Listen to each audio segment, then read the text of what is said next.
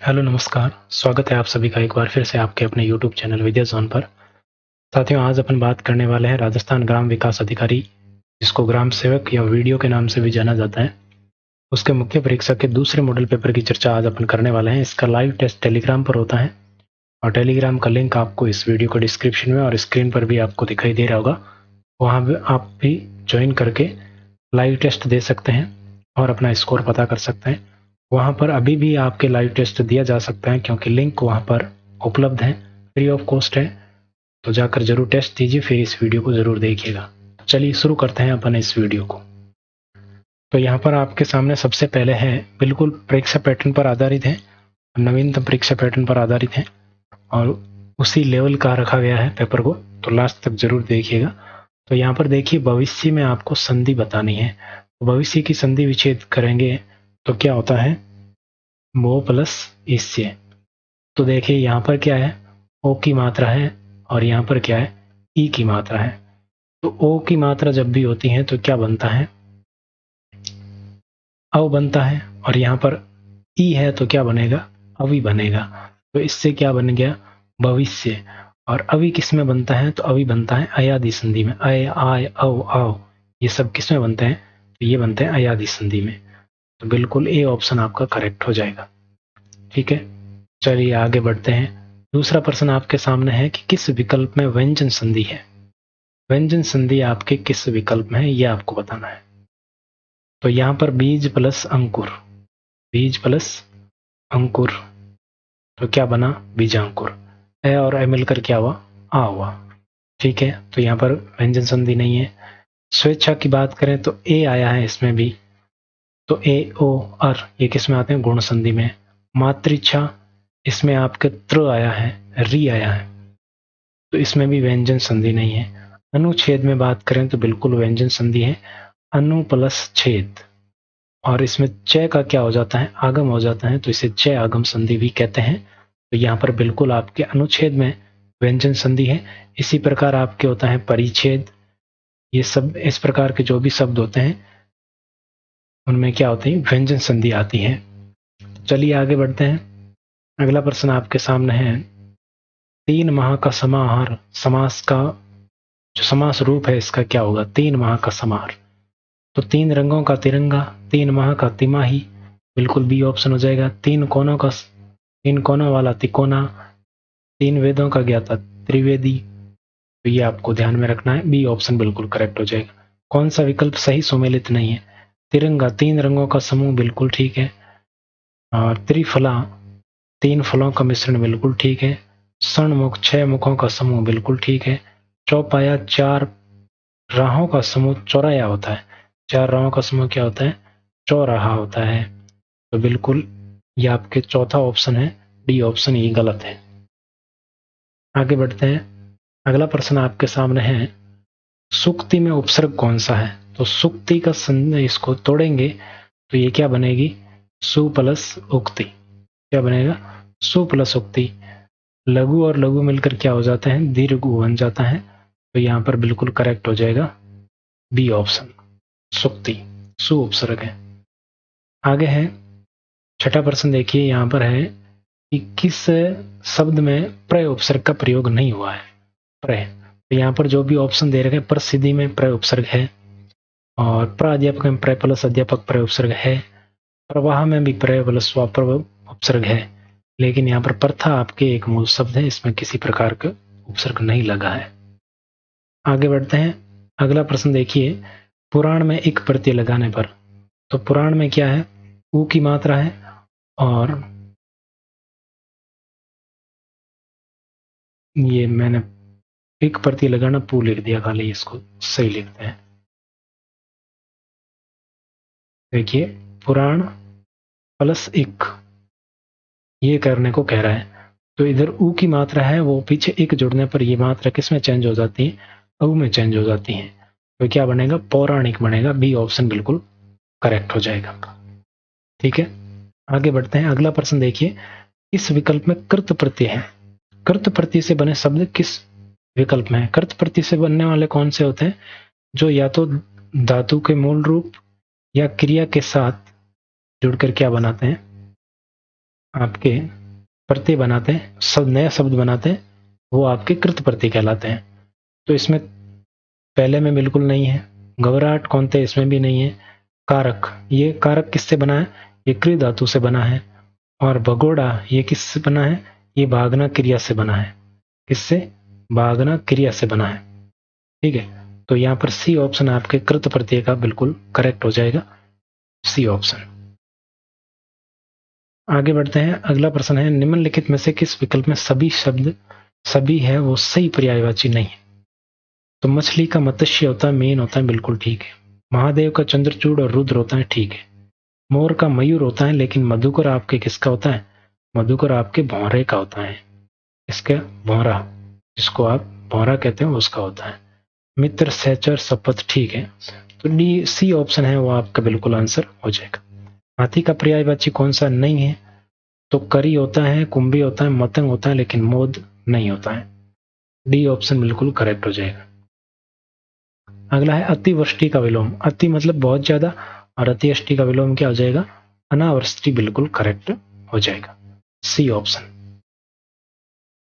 अगला प्रश्न देखिए आपके सामने है, अनुराग, अनुराग का क्या होता है, अनुराग को आपको पता है क्या होता है, विराग होता है, बी ऑप्शन बिल्कुल करेक्ट हो जाएगा। पावन, अब पावन का मतलब होता है, पावन का मतलब क्या होता है, पवित्र, ठीक है। और पातक का मतलब क्या होता है, पापी, पवित्र पहले आएगा फिर पापी आएगा, बी ऑप्शन बिल्कुल करेक्ट हो जाएगा। अगला प्रश्न देखिए, अगला है नियत। तो देखो, ये नियत छोटी है, ये नियत बड़ी है। तो बड़ा क्या होता है, बड़ा होता है आपके इरादा, ऐसे आप इसको याद रख सकते हैं, ये पूछा गया प्रश्न कई बार, बड़ा क्या होता है, इरादा बड़ा होता है। और नियत, इस नियत का मतलब क्या हो जाएगा, निश्चित, नियत करना यानी कि निश्चित करना, तो आपके ए ऑप्शन बिल्कुल करेक्ट हो जाएगा। आगे बढ़ते हैं, अगला प्रश्न देखिए, निम्नलिखित शब्दों में से उनके समक्ष दिए गए वाक्यांशों कौन सा युग्म असंगत है। असंगत, चित्त को चुराने वाला चित्त चोर, बिल्कुल ठीक है। चिंता उत्पन्न करने वाला चिंतनीय नहीं होता है। चिंता करने योग्य जिसको कहते हैं वो चिंता, चिंतनीय का मतलब क्या होता है, चिंता करने योग्य, चिंता करने योग्य, तो ये तो है चिंतनीय। अब चिंता उत्पन्न करने वाला क्या होता है, चिंता उत्पन्न करने वाला होता है चिंताजनक, क्या होता है, चिंताजनक, चिंता को जन्म देने वाला। बी ऑप्शन आपके बिल्कुल करेक्ट हो जाएगा, बाकी सब सही है। अगला प्रश्न है, जो एक ही माता के उदर पेट से उत्पन्न हुए हो वाक्यांश के लिए, तो इसको तो आप बचपन से पढ़ रहे हो, क्या होता है, सहोदर, सहोदर यानी कि भाई, और सहोदरा यानी कि बहन, बी ऑप्शन आपका बिल्कुल करेक्ट हो जाएगा। अगला प्रश्न देखिए, शुद्ध शब्द कौन सा है। तो दुगुनी का क्या होगा, दुगुनी होगा, क्या होगा, दुगुनी। विपन्न अवस्था का क्या होगा, विपन्ना अवस्था होगा, विपन्ना अवस्था। आप्लावित बिल्कुल सही है।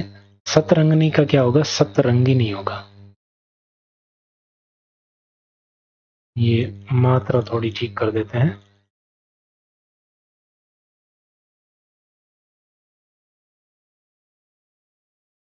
ये क्या होगा, सतरंगिनी होगा। आगे बढ़ते हैं, अगला प्रश्न है, निम्नलिखित वाक्यों में शुद्ध वाक्य का चयन आपको करना है। इत्र के भीतर सुगंध, तो इसकी जगह क्या होगा, इत्र में सुगंध है। सड़कों को चौड़ी करना, चौड़ी करना नहीं होगा, यहां पर होगा चौड़ा करना, ठीक है। लड़का ने कहा, तो लड़का नहीं आएगा, लड़के आएगा।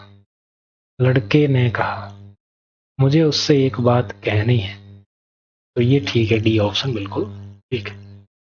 अगला देखिए, निम्नलिखित वाक्य में अशुद्ध वाक्य का चयन कीजिए। दही खट्टा है, बिल्कुल ठीक। अच्छी होटल, यहां पर अच्छी नहीं आएगी, अच्छा आएगा, क्या आएगा, अच्छा होटल। बी ऑप्शन आपका आंसर हो गया, बाकी सब सही है। अगला प्रश्न देखिए, निम्नलिखित में से मुहावरे का कौन सा युग्म सही नहीं है। तो यहाँ पर एक न चलना यानी कि अपना बस वहां पर नहीं चलता। कान खड़े होना मतलब चौकन्ना होना, बिल्कुल ठीक है। फूंक मारना मतलब सहानुभूति व्यक्त करना नहीं होगा।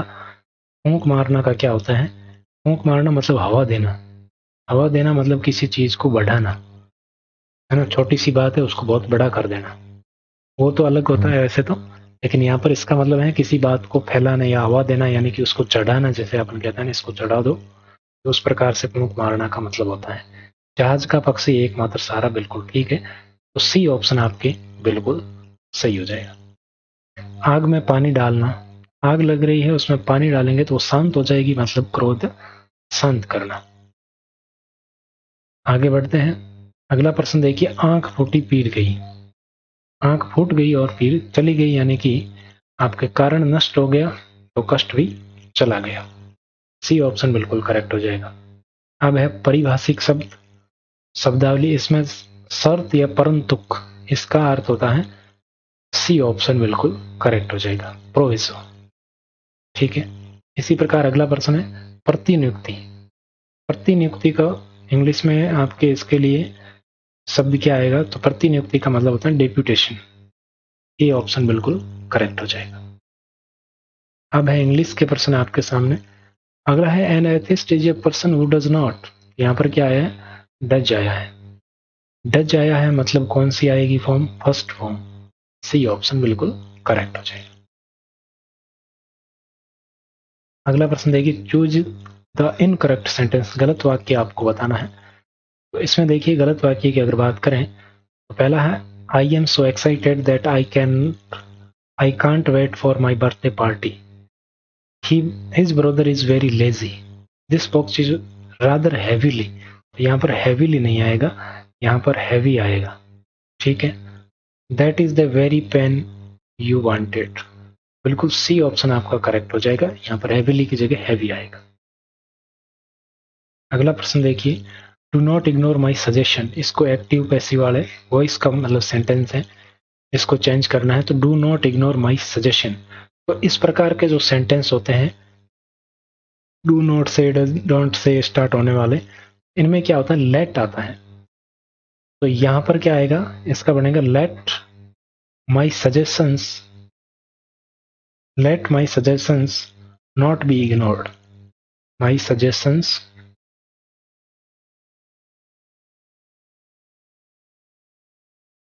नॉट बी इग्नोर्ड, तो ऐसा किसमें, सी ऑप्शन बिल्कुल करेक्ट हो जाएगा, let my suggestions not be ignored. अगला प्रश्न देखिए आपके सामने है, don't send her this parcel, तो इसको भी लेट से स्टार्ट करना पड़ेगा, डू नॉट कह दो या डोंट कह दो एक ही बात है, तो let her not be send this parcel, ये भी ठीक है, let this parcel not be send to her, ये भी ठीक है, दोनों ही ऑप्शन बिल्कुल ठीक हो जाएगा, सी ऑप्शन। अगला है, they said to her,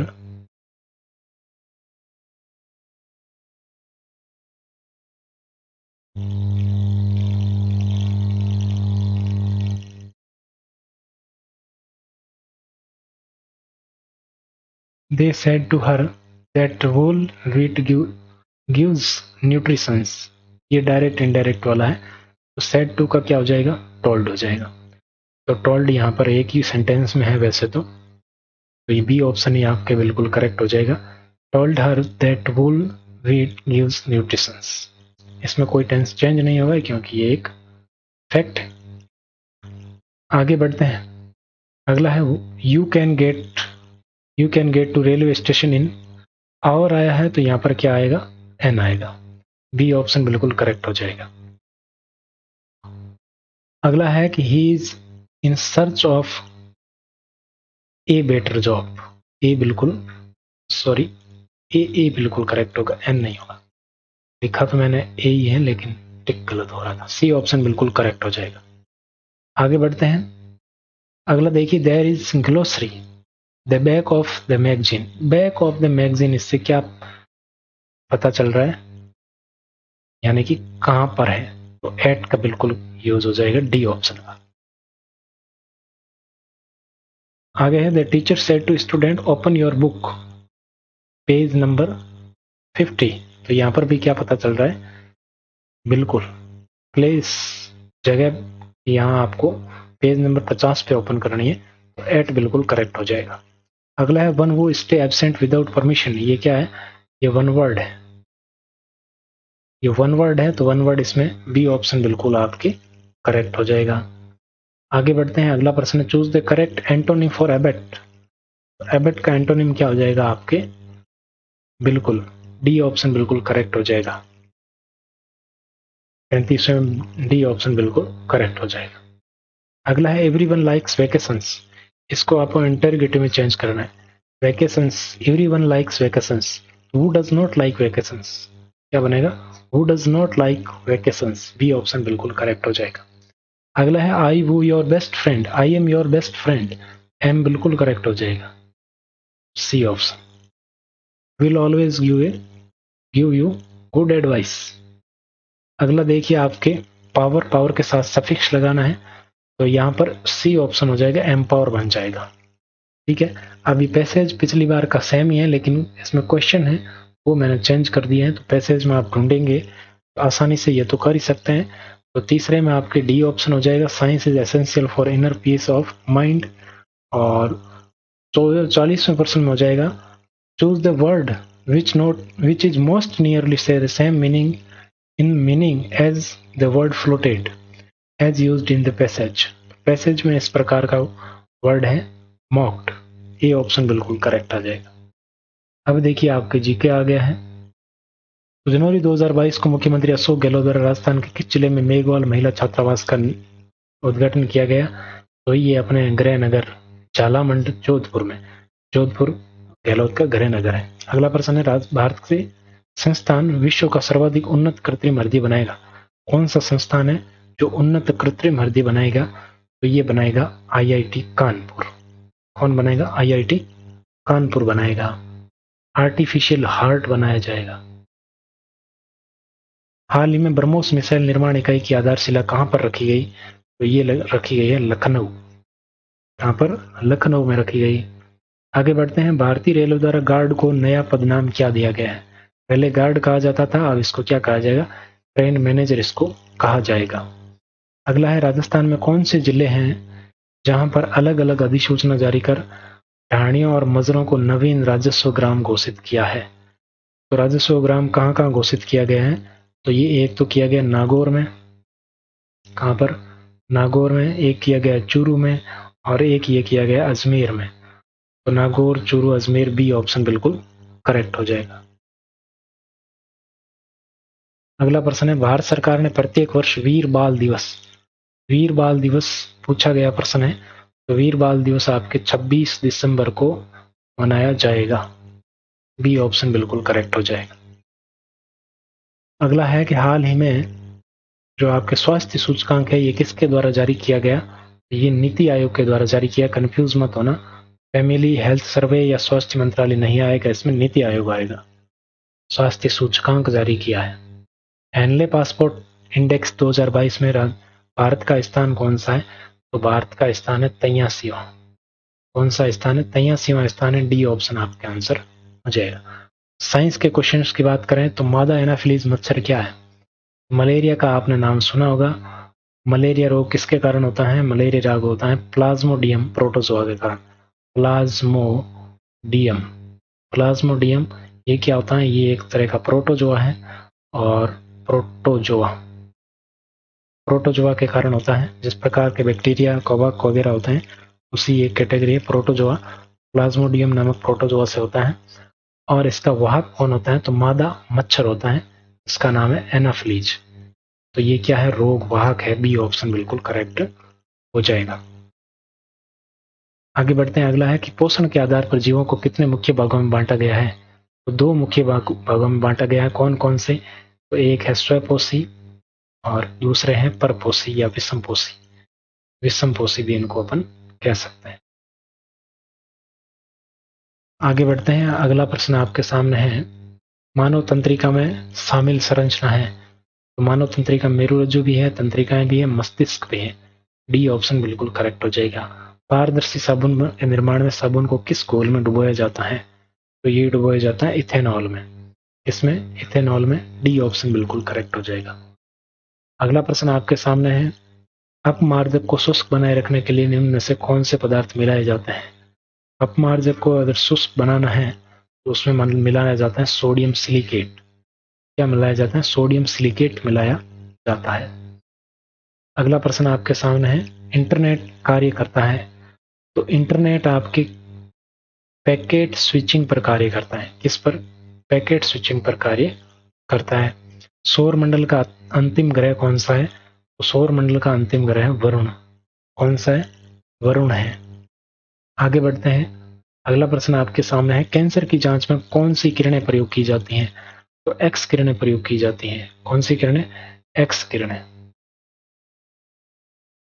x किरणों का यूज किया जाता है कैंसर की जांच में। अगला है भूमध्य सागर, और तो ये साइंस खत्म हो गई, अब है जियोग्राफी, यानी कि world geography, world GK, India GK, और फिर राजस्थान जीके, फिर मैथ। भूमध्य सागर और लाल सागर को कौन जोड़ता है? तो ये स्वेज नहर जोड़ती है। आगे बढ़ते हैं। अगला प्रश्न देखिए, ऑस्ट्रेलिया के उत्तर पश्चिम में किम्बरले पठार से कौन सी नदी निकलती है?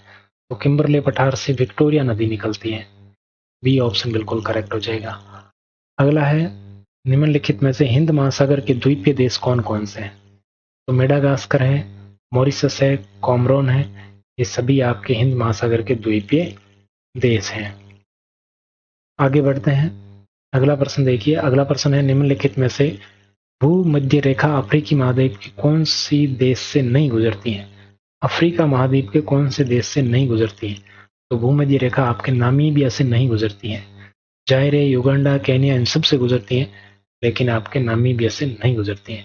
अफ्रीका को क्या कहा जाता है? अंध महाद्वीप की भी कहा जाता है। क्या कहा जाता है? अंध महाद्वीप कहा जाता है।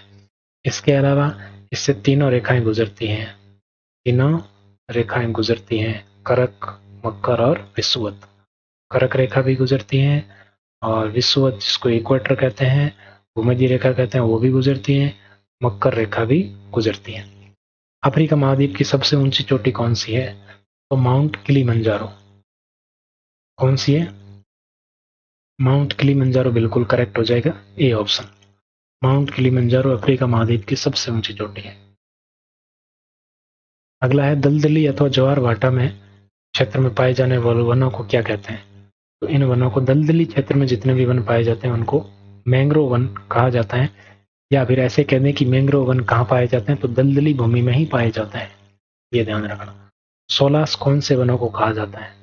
तो सोलास की अगर बात करें तो सोलास आपके शीतोष्ण वनस्पति को कहा जाता है। बी ऑप्शन बिल्कुल करेक्ट हो जाएगा। अगला है, भारत में सर्वाधिक वन्य जीव अभ्यारण्य कहाँ स्थित है? तो भारत में सर्वाधिक वन्य जीव अभ्यारण्य आपके अंडमान निकोबार में है, और टाइगर पूछे तो मध्य प्रदेश में है।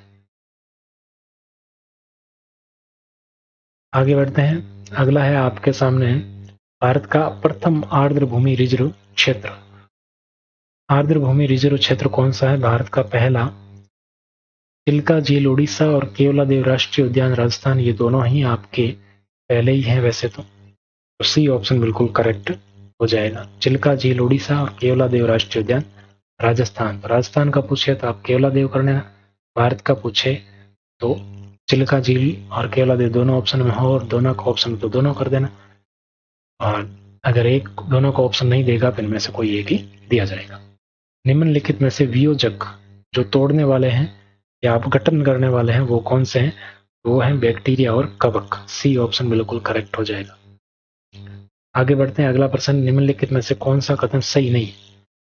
तो अरावली, राजस्थान में अरावली का न्यूनतम विस्तार अजमेर में है, बिल्कुल ठीक है। दक्षिण पश्चिम से उत्तर पूर्व अरावली की चौड़ाई बढ़ती है, यानी कि इधर जाते हैं तो अरावली की चौड़ाई बढ़ती है, ये गलत है। इधर जाते हैं तब बढ़ती है चौड़ाई। सी ऑप्शन सही होगा। अरावली की न्यूनतम ऊंचाई जयपुर में है, बिल्कुल ठीक। बी ऑप्शन गलत है, जो कि आपका आंसर हो जाएगा। आगे बढ़ते हैं। अगला प्रश्न देखिए कि निम्नलिखित में से कौन सा युग्म सही सुमेलित नहीं है? बीहड़ सवाई माधोपुर में,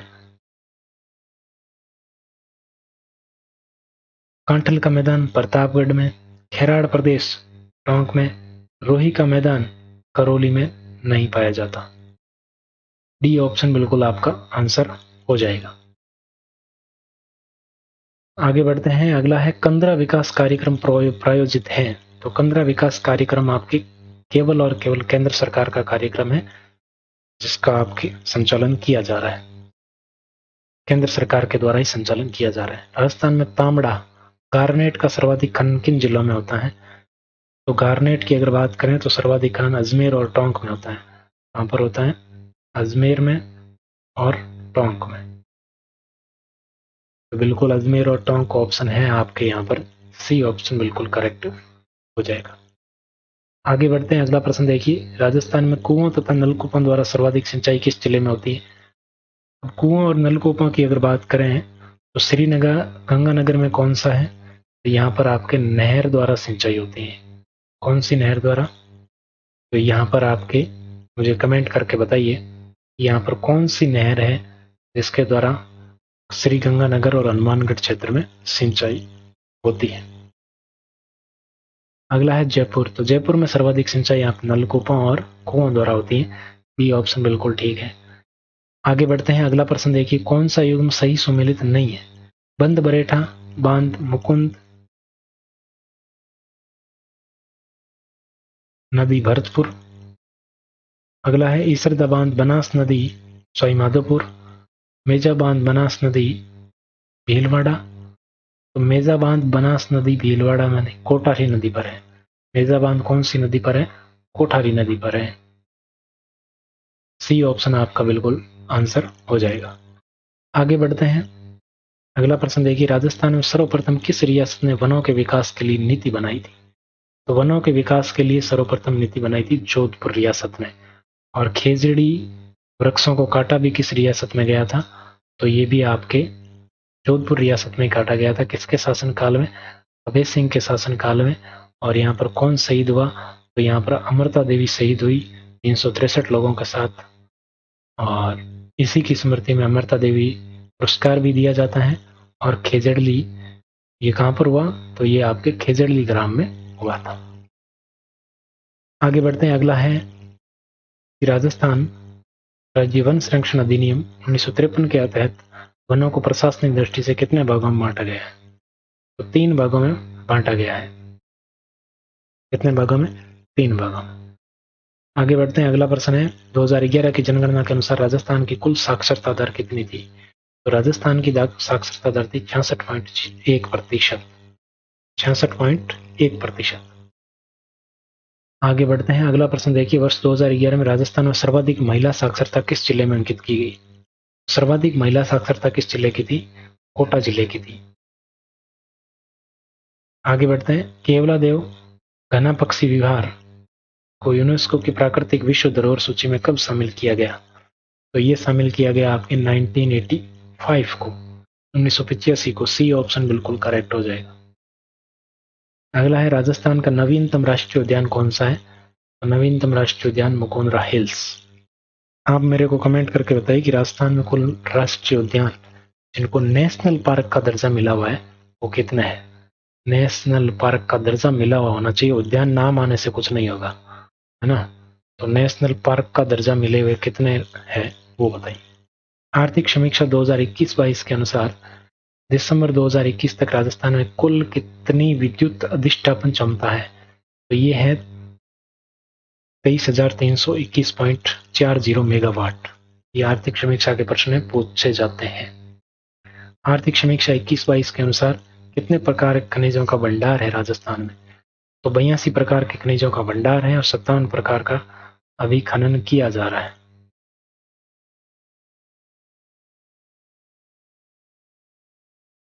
आगे बढ़ते हैं, अगला प्रश्न है, गोचनी या बेजड़ क्या है? तो गोचनी या बेजड़ की बात करें तो इसमें एक तो होता है गेहूं, एक होता है जौ और एक होता है चना। इन तीनों को जब मिला दिया जाता है तो वो बेजड़ कहलाता है। सी ऑप्शन बिल्कुल करेक्ट हो जाएगा।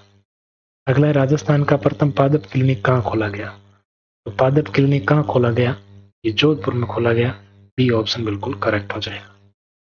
अगला प्रश्न देखिए, आपके सामने है, राजस्थान में सर्वाधिक भैंस की कौन सी नस्ल पाई जाती है? यानी कि भैंस की सर्वाधिक पाई जाने वाली नस्ल कौन सी है राजस्थान में? तो ये मुर्रा नस्ल पाई जाती है। अगला है, राजस्थान में भैंस अनुसंधान एवं प्रजनन केंद्र की स्थापना कहाँ की गई है? तो ये की गई है अविकानगर में। कहाँ पर की गई है? वल्लभ नगर में की गई, अविकानगर में नहीं। डी ऑप्शन बिल्कुल आपके करेक्ट हो जाएगा। अब देखिए, जोहड़ बीड़ वाला भी कई बार पूछा जाता है। ये जोहड़ बीड़ कहाँ स्थित है? तो ये जोहड़ बीड़ बीकानेर में स्थित है। चांदन नलकूप चांदन नलकूप की अगर बात करें तो ये चांदन कुछ और हो सकता है, मैं इसको नलकूप बना दिया है। तो चांदन नलकूप आपके कहाँ स्थित है और इसको किस नाम से जाना जाता है, ये मेरे को कमेंट में जरूर बताइएगा। अगला है सिरोजिम मृदा का संबंध किससे है? तो सिरोजिम ये रेतीली बलुई मिट्टी है, सी ऑप्शन बिल्कुल करेक्ट हो जाएगा। एक मेरे को बताइए कि रेवेरिना मृदा है, ये किस क्षेत्र में यानी कि किस जिले में पाई जाती है? रेवेरिना। और सिरोजम भी बताइए कि सिरोजम है वो आपके किस जिले में पाई जाती है। अगला है आपके सामने है, कपास की खेती के लिए काली मृदा को उपयोगी माना जाता है, जो कि आपके हाड़ौती प्रदेश में सर्वाधिक पाई जाती है। इसमें विशेषता क्या है कि इसकी आर्द्रता ग्राही क्षमता अधिक होती है, इसी कारण इसमें कपास की खेती उपयुक्त तरीके से हो पाती है। अगला है जेम्स एंड ज्वेलरी शेड्स की स्थापना किसके द्वारा की गई? तो ये रिको के द्वारा की गई। जेम्स एंड ज्वेलरी सेज की स्थापना रिको के द्वारा की गई। महिंद्रा एंड महिंद्रा की किसके द्वारा की गई, ये कमेंट में जरूर बताइए। अगला है हिंदुस्तान कॉपर लिमिटेड की स्थापना कब की गई? तो हिंदुस्तान कॉपर लिमिटेड की स्थापना 1967 में की गई। एक प्रश्न मैं आपसे पूछता हूं कि हिंदुस्तान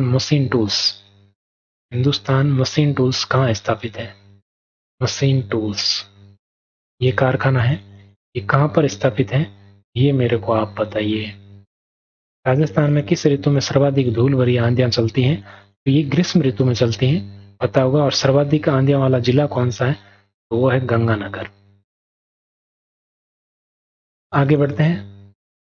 अगला प्रश्न है रावी व्यास नदी, ये रावी व्यास का जल कौन सा आयोग था? इससे संबंधित आयोग था इराडी आयोग। ठीक है, ध्यान रखना। नांगल बांध पंजाब से कौन सी नहर निकलती है? तो एक तो भाखड़ा निकलती है, एक बिस्त दोआब निकलती है। तो बिल्कुल आपके करेक्ट हो जाएगा उपयुक्त तो दोनों। निम्नलिखित में से छप्पन अकाल के संदर्भ में कौन सा कथन सही है? तो भोजन की अनुपलब्धता, पानी पीना, सब कुछ अनुपलब्धता ही है। डी ऑप्शन बिल्कुल करेक्ट हो जाएगा। अगला है कौन सा कथन सही नहीं है? तो सही नहीं कौन सा कथन है? तो यहाँ पर भाई मरुस्थल विकास को रोकने के लिए 1971 में ऑपरेशन खेजड़ा, तो ये बिल्कुल आपके गलत है। और 1959 सूखा निवारण, 1991 92 90 91 जलग्रहण विकास कार्यक्रम, ये बिल्कुल ठीक है। ए ऑप्शन गलत है, ये आपका आंसर बिल्कुल हो जाएगा ए ऑप्शन। अगला है एक मानक रोजगार वर्ष में समाहित है, तो 8 घंटे समाहित हैं। 8 घंटे दिनों में है। दिन कितने हैं? तो दिन 273 दिन है। बी ऑप्शन आपके बिल्कुल करेक्ट हो जाएगा। एक तो आपको ध्यान रखना 8 घंटे 273, 8 273 ऐसे याद रख लो। निम्नलिखित में से किस समिति में संस्तुतियों के आधार पर गरीबी रेखा का आकलन किया जाता है? लकड़ावाला समिति। लकड़ावाला समिति के सिफारिशों के आधार पर आपके आकलन किया जाता है। वर्ष के अधिकांश हिस्से में बेरोजगार रहने वाले व्यक्तियों को कहा जाता है, तो ये सामान्य स्थिति बेरोजगारी कहलाती है। राष्ट्रीय महिला आयोग के संबंध में कौन सा कथन असत्य है? राष्ट्रीय महिला आयोग की बात करें तो ये एक गैर सांविधिक संस्था नहीं है, सांविधिक संस्था है। बी ऑप्शन गलत है। लैंगिक प्रतिबद्धताओं को पूरा करने के लिए लैंगिक बजट कब स्वीकृत किया गया था? तो लैंगिक बजट 2005 से स्वीकृत किया गया था। डी ऑप्शन बिल्कुल करेक्ट हो जाएगा। समन्वित बाल विकास योजना को किस वर्ष प्रारंभ किया गया? तो समन्वित बाल विकास योजना 1975 में प्रारंभ की गई। बी ऑप्शन बिल्कुल करेक्ट हो जाएगा। उद्योगों को बढ़ावा देने हेतु स्थापित किए जाते हैं विशेष आर्थिक क्षेत्र, जिसे सेज कहा जाता है। औद्योगिक पार्क स्थापित किए जाते हैं, उपरोक्त दोनों ही स्थापित किए जाते हैं। C option. अगला है विशेष आर्थिक क्षेत्र से संबंधित कौन सा कथन असत्य है? तो जिन पर सामान्य नियम लागू नहीं होता। पहला दूसरा ऑप्शन है आयात को प्रोत्साहित करने हेतु स्थापित। तीसरा ऑप्शन आपके सामने है जिनके लिए विशेष नियम बनाए जाते हैं। चौथा ऑप्शन है निर्यात को प्रोत्साहित करने हेतु स्थापित। तो कौन सा कथन गलत है? बी ऑप्शन गलत है 101 में। और गलत क्या है? क्योंकि इसकी स्थापना आयात को प्रोत्साहन करने हेतु स्थापित नहीं की जाती है। इसको प्रोत्साहित किया जाता है निर्यात को प्रोत्साहित या निर्यात बढ़ाने के लिए सेज की स्थापना की जाती है, विशेष आर्थिक क्षेत्रों की स्थापना की जाती है। अगला प्रश्न देखिए, 2011 की जनगणना के अनुसार सर्वोच्च महिला साक्षरता किस जिले में अंकित की गई? तो ये आपके कोटा में अंकित की गई। ये शायद प्रश्न रिपीट हो गया है। महिला साक्षरता कोटा में अंकित की गई, बिल्कुल करेक्ट हो जाएगा। 2011 की जनगणना के अनुसार राजस्थान की कुल जनसंख्या कितनी थी? तो ये थी आपके 6.86 करोड़। कौन सा? बी ऑप्शन बिल्कुल करेक्ट हो जाएगा। 6.86 करोड़ भी इसको अपन कह सकते हैं। आगे बढ़ते हैं। अगला प्रश्न देखिए आपके सामने, राज्य में प्रतिशत के आधार पर सबसे कम अनुसूचित जाति किस जिले में निवास करती हैं? प्रतिशत के आधार पर अगर बात करें तो सबसे कम अनुसूचित जाति किस जिले में निवास करती हैं? तो डूंगरपुर में निवास करती हैं अनुसूचित जाति सबसे कम। अगला प्रश्न देखिए, पंचायत समिति के सदस्य होते हैं। पंचायत समिति के सदस्य से संबंधित प्रश्न आपसे पूछा गया और इससे संबंधित ऑप्शन आपके दिए गए हैं। पहला है जनता द्वारा प्रत्यक्ष रूप से चुने जाते हैं, दूसरा है पंचायत के सदस्य द्वारा चुने जाते हैं, और तीसरा आपके हैं जिला अधिकारी द्वारा मनोनीत होते हैं, चौथा है खुली प्रतियोगिता के आधार पर भर्ती किए जाते हैं। पंचायत समिति सदस्य आप जानते हैं कि हम सब वोट देकर आते हैं, जनता के द्वारा प्रत्यक्ष रूप से चुने जाते हैं। अगला प्रश्न, 73वें संविधान संशोधन एक्ट 1992 विचार करता है कि इसमें देश में त्रिस्तरीय पंचायत व्यवस्था जिसमें प्रावधान किया गया है जिला आयोजन समिति का, राज्य चुनाव आयोग का और राज्य वित्त आयोग का। तो डी ऑप्शन बिल्कुल करेक्ट हो जाएगा, सभी का प्रावधान इसमें किया गया है। अगला है, भारतीय संगीत का जनक किस वेद को माना जाता है? तो भारतीय संगीत का जनक माना जाता है सामवेद को। ठीक है, भारतीय संगीत का जनक किसको माना जाता है? सामवेद को माना जाता है। महायान शाखा का साहित्य लिखा गया किस लिपि में लिखा गया, ये आपको बताना है। तो महायान शाखा का साहित्य वो संस्कृत में लिखा गया है, ये आपको ध्यान में रखना। किस भाषा में? संस्कृत भाषा में लिखा गया है। अकबर का मकबरा कहाँ स्थित है? अकबर का मकबरा सिकंदरा में स्थित है। कहाँ पर है? सिकंदरा आगरा में स्थित है। सिकंदरा आगरा में स्थित है। अगला प्रश्न है, कुतुब मीनार का निर्माण किसके द्वारा किया गया? तो अगर प्रारंभ की बात करें तो कुतुबुद्दीन ऐबक आ जाएगा, और पूरा किसने किया? इल्तुतमिश ने पूरा किया। और वर्तमान में तो पता नहीं किस किस का नाम आ रहा है। खुदाई खिदमतगार संगठन किसने बनाया था? तो खुदाई खिदमतगार संगठन बनाया था खान अब्दुल गफ्फार खान ने। किसने बनाया? खान अब्दुल गफ्फार खान ने यह संगठन बनाया था। अगला है, तंजौर तट पर सविनय आंदोलन के तहत किसने मार्च निकाला था? तंजौर तट की अगर बात करें तो ये निकाला था सी राजगोपालाचारी ने। सी राजगोपालाचारी ने यहाँ पर मार्च निकाला था। 1857 के दौरान विद्रोह में बहादुर शाह जफर को किस मुगल शासक के मकबरे से गिरफ्तार किया गया था? तो ये छपा हुआ था हुमायूं के मकबरे में, बहादुर शाह जफर। अगला है, मंडोर शाखा का वह शासक जिसने राजधानी मंडोर से मेडंतकपुर की थी। इसका मतलब क्या है साथियों? नाम बड़ा अजीब है। इसका मतलब है मेड़ता। मेड़ता का ये प्राचीन नाम था। और ये किसने ऐसा किया था? राजधानी ट्रांसफर किसने की थी? ये की थी नागभट्ट ने। डी ऑप्शन बिल्कुल करेक्ट हो जाएगा। मंडोर से मेड़ता ट्रांसफर की थी और ये है मेडंतकपुर पुराना नाम। अगला है, रण हस्तिन उपाधि किस गुर्जर प्रतिहार शासक को प्राप्त थी? तो रण हस्तिन की बात करें तो ये वत्सराज को प्राप्त थी। डी ऑप्शन बिल्कुल करेक्ट हो जाएगा। अगला देखिए, राजस्थान के एजेंट टू गवर्नर जनरल को यानी कि एजीजी 1857 की क्रांति की सूचना कब मिली? तो इसको मिली थी 19 मई को। 19 मई को सूचना प्राप्त हुई थी, 19 मई 1857 को। अब मेरे को आप बताइए कि भारत में जो क्रांति है इसकी शुरुआत कब हुई थी?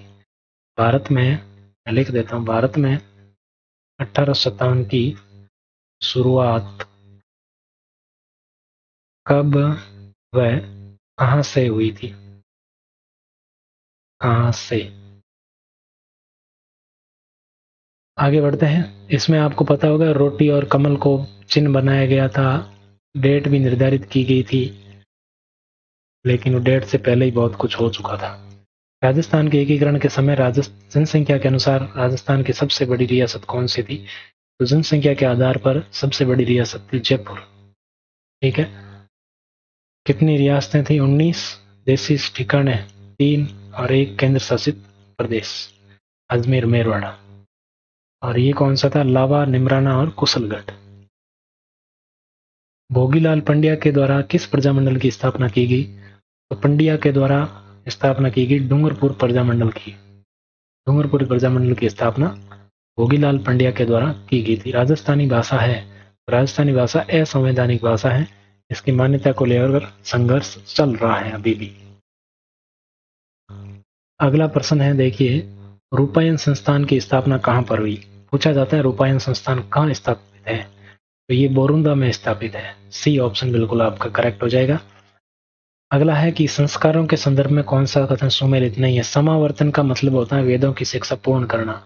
कर्ण वेद का मतलब होता है कानों में छेद करवाना। निष्क्रमण का मतलब होता है सूर्य और चंद्रमा के पहली बार दर्शन करना। बच्चे के संदर्भ में बात हो रही है। चूड़ाक्रम का मतलब होता है उसके बाल, जो सिर के बाल होते हैं उनको साफ करना, यानी कि जिसको अपन मुंडन कहते हैं, मुंडन करवाना पहली बार, ये चूड़ाक्रम कहलाता है। ये अन्न देना वाला नहीं होगा। डी ऑप्शन बिल्कुल आपके आंसर हो जाएगा। अगला प्रश्न देखिए आपके सामने, निम्नलिखित में से कौन सा वस्त्र गुर्जर जाति में सर्वाधिक प्रचलित है? तो गुर्जर जाति के लोग सबसे ज्यादा पहनते हैं अंगरखी। क्या पहनते हैं? अंगरखी पहनते हैं। बी ऑप्शन बिल्कुल करेक्ट हो जाएगा। अगला है लोक देवता मामादेव। तो मामादेव को किसकी बलि चढ़ाई जाती है प्रसन्न करने के लिए? भैंसे की बलि दी जाती है। और मामादेव को आपके बरसात का देवता कहा जाता है। कौन सा देवता है? बरसात का देवता कहा जाता है। जैसलमेर के भाटी राजवंश की कुलदेवी कौन सी है? तो भाटी राजवंश की कुलदेवी है स्वांग्या माता। कौन सी है? स्वांग्या माता। ए ऑप्शन बिल्कुल करेक्ट हो जाएगा। करणी माता की बात करें तो इनका मंदिर है देशनोक में, और इनको चूहों की देवी कहा जाता है। क्या कहा जाता है? चूहों की देवी इनको कहा जाता है।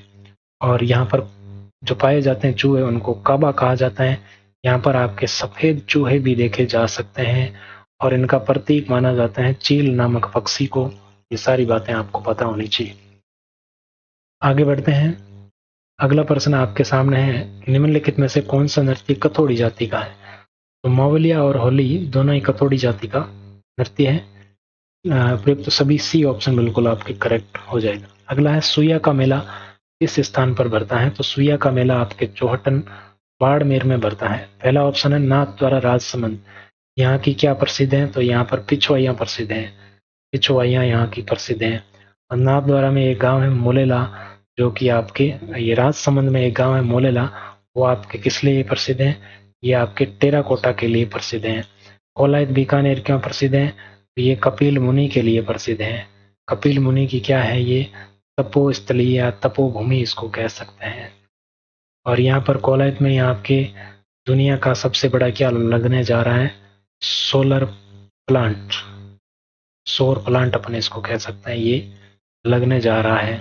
और ये आपके दुनिया का सबसे बड़ा होगा। ठीक है,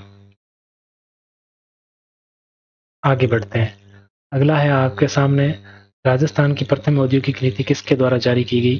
तो ये भैरव सिंह शेखावत के द्वारा जारी की गई थी। डामोर जनजाति के संदर्भ में कौन सा कथन सत्य नहीं है?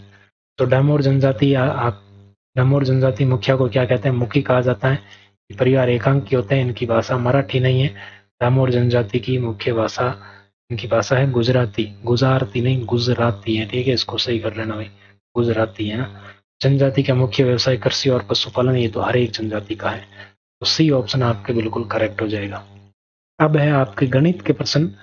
तो मैं चाहता हूं कि गणित के प्रश्न मैं इस वीडियो में नहीं करवा के मैं अलग से आपके गणित के लिए वीडियो लाऊं। तो आंसर आपको पता ही, टेस्ट देते समय आपको दिख जाते हैं, और इसमें कोई दिक्कत वाली बात है नहीं। फिर भी अगर आप चाहते हो कि इसी के साथ सॉल्यूशन करवाया जाए तो भी आप कमेंट करके ज़रूर बताइएगा। बाकी का पेपर आपको कैसा लगा कमेंट करके ज़रूर बताइए। अगर क्लास अच्छी लगी, पेपर अच्छा लगा, तो लाइक शेयर सब्सक्राइब ज़रूर कीजिए, और दोस्तों के साथ शेयर ज़रूर कीजिए। देखिए साथियों, बात ऐसी है कि डेली एक पेपर पॉसिबल नहीं है। 160% बनाने में काफ़ी समय लगता है, लिखने में समय लगता है, प्रश्न ढूंढने में समय लगता है, फिर उनके ऑप्शन बनाने में उनसे भी ज़्यादा समय लगता है, फिर उसको लिखते हैं पेज पर, फिर उसको टाइप करते हैं, फिर उसको सर्वर पे अपलोड करके टेस्ट बनाते हैं। तो इसमें बहुत ज़्यादा समय लगता है और बहुत ज़्यादा मेहनत भी लगती है। तो मैं कोशिश करता हूँ कि जल्दी से जल्दी आपको पेपर उपलब्ध हो जाए, लेकिन डेली तो एक पॉसिबल नहीं है। तो गणित के लिए कुछ अलग से करेंगे, तो इसमें टाइम बहुत ज़्यादा कंज्यूम हो जाएगा, घंटा तो हो गया लगभग। तो बाकी की बातें नेक्स्ट वीडियो में करते हैं। आज के लिए इतना ही। Thank you very much.